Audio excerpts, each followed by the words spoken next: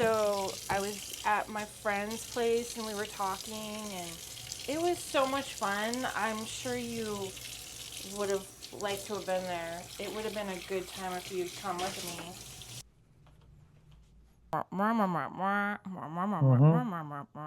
Yes, dear. Hearing aids for life, here's the answer. I'm sure none of you can relate to that scenario you just saw.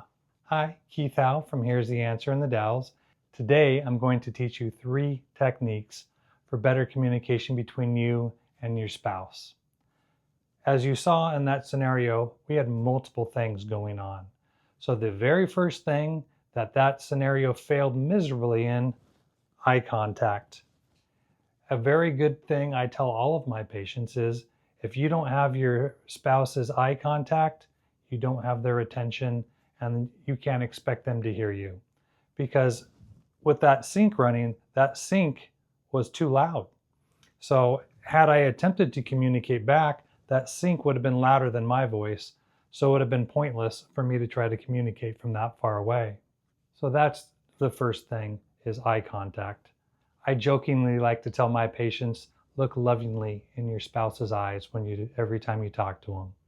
Half joking, but at the same time, it's just good communication skills. The second thing, attention. This happens all the time, even in my office with Angela and I.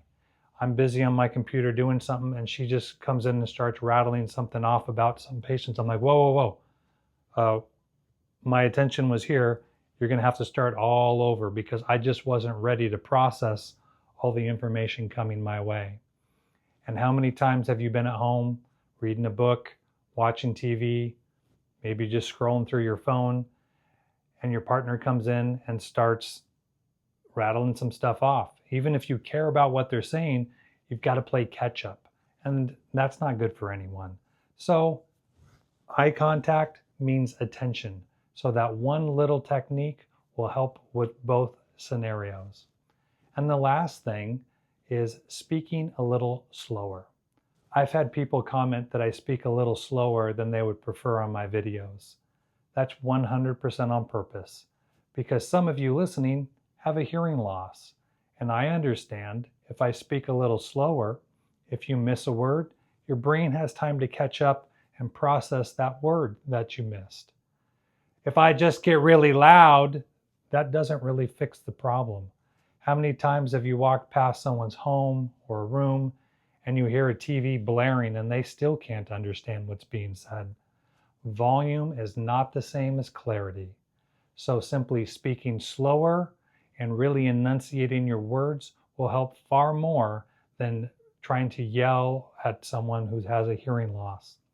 Another little bonus technique with that, if they're not understanding the phrase you're saying, rephrase it.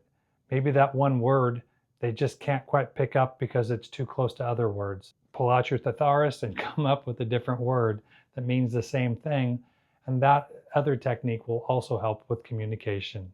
I really appreciate everyone who's been taking the time to subscribe to my videos. It means a lot. Today was just a little quickie video that these are techniques I try to teach a lot of my patients and their significant others, because hearing aids don't fix poor communication skills, unfortunately. If you have a spouse that talks and turns and walks away, I'm sorry, I don't care how much money you spend on hearing aids. That's not a good scenario, and we're not going to hear that so well. I'm not taking sides. I'm just saying if that were to happen, maybe the eye contact thing would be a better suggestion going forward. Hearing aids for life, here's the answer.